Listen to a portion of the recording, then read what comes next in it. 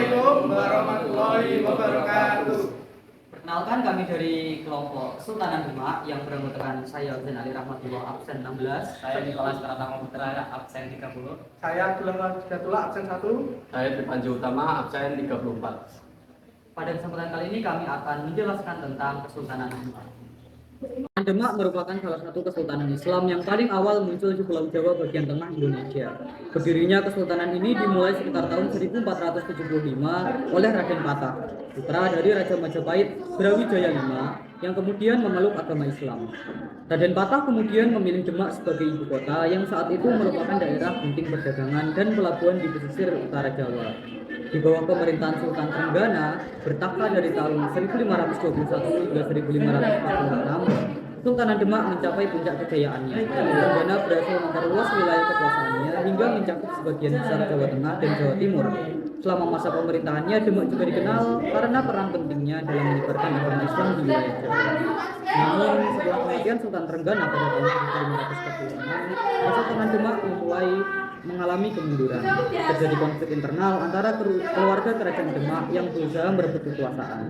Selain itu, Kesultanan Mataram yang semakin kuat juga mulai menekan Demak dari utara. Pada tahun 1575, Kesultanan Demak secara resmi runtuh setelah konflik suksesi Demak, di mana terjadi pertempuran antara pihak-pihak yang bersaing untuk merebut kekuasaan. Wilayah kesultanan ini kemudian terbagi antara Kesultanan Pajang yang dipimpin oleh Japwa Tingkir yang kemudian menjadi Sultan Hadiwijaya dan Kesultanan Mataram yang dipimpin oleh Panembahan Senopati.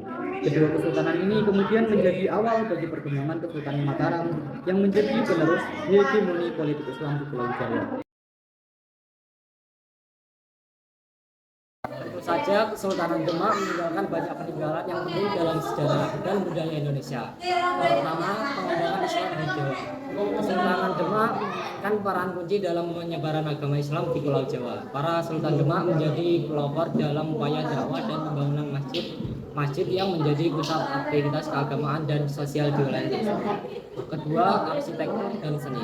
Kesultanan Demak menyumbangkan banyak peninggalan arsitektur Islam yang masih ada hingga saat ini. Contohnya adalah Masjid Agung Demak yang merupakan salah satu masjid tertua yang paling bersejarah di Indonesia. Seni kaligrafi dan ukiran kayu juga berkembang pesat di bawah lingkungan Kesultanan ini. Ketiga, sistem pemerintahan. Kesultanan Demak memperkenalkan sistem pemerintahan dan terorganisir dengan baik, termasuk administrasi dan hukum Islam. Ini mencakup pengenalan hukum adat dan sistem pengadilan yang berbasis syariat. Keempat, peninggalan budaya.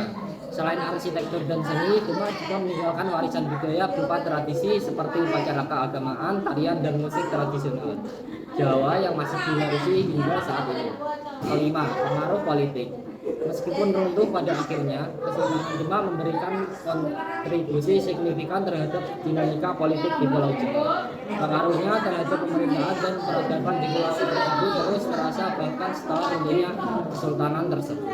Peninggalan ini menjadi bagian internal dan sejarah dan budaya Indonesia, mengingatkan kita akan peranan penting Kesultanan Demak dalam membentukkan identitas dan peradaban di wilayah tersebut. Raden Patah berkuasa 1500 sampai 1518 Masehi. Raden Patah merupakan pendiri kerajaan Demak. Dia adalah putra Raja Majapahit dari istri seorang perempuan asal Cina yang telah masuk Islam. Raden Patah memimpin kerajaan Demak pada 1500 hingga 1518 Masehi. Di bawah kepemimpinan Raden Patah, Kesultanan Demak menjadi pusat penyebaran agama Islam dengan peran sentral Wali Songo. Periode ini adalah fase awal semakin berkembangnya ajaran Islam di Jawa. Adipati Yunus berkuasa 1518 sampai 1521 Masehi. Setelah Raden Patah wafat pada 1518, tata Demak dilanjutkan oleh putranya Adipati Yunus 1488 sampai 1521. Sebelumnya menjadi sultan, Pati Unus terkenal dengan keberaniannya sebagai panglima perang hingga diberi julukan Pangeran Sabrang Luas. Dikutip dari buku runtuhnya Kerajaan Hindu Jawa dan timbulnya negara-negara Islam di Nusantara tahun 2005 karya Slamet Muljana. Pada 1521, Pati Unus memimpin penyerbuan kedua ke Malaka melawan Portugis. Pati Unus gugur dalam pertempuran tersebut kemudian digantikan Trenggana sebagai pemimpin ketiga Kesultanan Demak. Sultan Trenggono berkuasa 1521 sampai 1546 Masehi. Sultan Trenggono membawa Kesultanan Demak mencapai periode kejayaannya. Wilayah kekuasaan Demak meluas hingga ke Jawa bagian timur dan barat. Pada 1527, pasukan Islam gabungan dari Demak dan Cirebon yang dipimpin Fathahilah atas pemerintah Sultan Trenggana berhasil mengusir Portugis dan Sunda Kelapa. Nama Sunda Kelapa kemudian diganti menjadi Jayakarta atau kemenangan yang sempurna. Kelak, Jayakarta berganti nama lagi menjadi Batavia lalu Jakarta, ibu kota Republik Indonesia. Saat menyerang Panurukan, Situbondo yang saat itu dikuasai Kerajaan Blambangan Banyuwangi pada 1546. Jadi insiden yang membuat Sultan Trenggana terbunuh. Sultan Prawata berkuasa 1546 sampai 1549 Masehi. Sunan Prawata merupakan putra dari Sultan Trenggono. Suksesi Sultan Trenggono yang berlangsung mendadak akibat kematiannya ternyata tidak berlangsung mulus. Pangeran Surowijoyo atau Pangeran Sekar berupaya untuk menduduki kekuasaan mengalahkan Sunan Prawata yang merupakan putra Trenggono. Sunan Prawata kemudian membunuh Surowijoyo dan menduduki kekuasaannya. Akan tetapi, karena insiden tersebut menyebabkan turunnya dukungan terhadap kekuasaannya, yang memindahkan pusat kekuasaan Demak ke wilayah di Prawoto, Pati, Jawa Tengah. Ia hanya berkuasa selama 1 tahun ketika Ayah Penangsang, putra dari Surowijoyo, melakukan pembunuhan terhadap Prawata pada 1547. Arya Penangsang berkuasa 1549 sampai 1554 Masehi. Arya Penangsang menduduki tahta Demak setelah membunuh Sunan Prawata. Ia juga menyingkirkan Pangeran Hadiri Kalinyamat, penguasa Jepara yang dianggap berbahaya sebagai kekuasaannya. Hal ini menyebabkan tidak senangnya ada Adipati Demak. Salah satunya Hadiwijaya ada dari Pajang. Hal ini menyebabkan dipindahkannya pusat kekuasaan Demak ke Jepang, wilayah kekuasaan Arya Penangsang. Meski begitu, Arya Penangsang berkuasa sampai dengan tahun 1554 ketika Hadiwijaya dibantu oleh Ki Ageng Pamanahan, Ki Penjawi, dan anaknya Sutawijaya memberontak melawan Demak. Arya Penangsang tewas dan Hadiwijaya menduduki tahta dengan memindahkan kekuasaan ke Pajang, menandai berakhirnya kerajaan Demak. Peninggalan Kerajaan Demak. 1. Masjid Agung Demak. Masjid Agung Demak merupakan masjid kuno yang dibangun oleh Raden Patah pada abad ke-15 Masehi.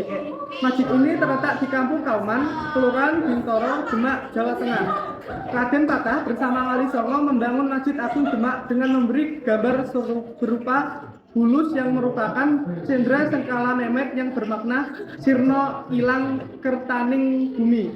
Bulus menjadi simbol Masjid Agung Demak dibuktikan dengan adanya ornamen-ornamen digambar bulus di dinding masjid.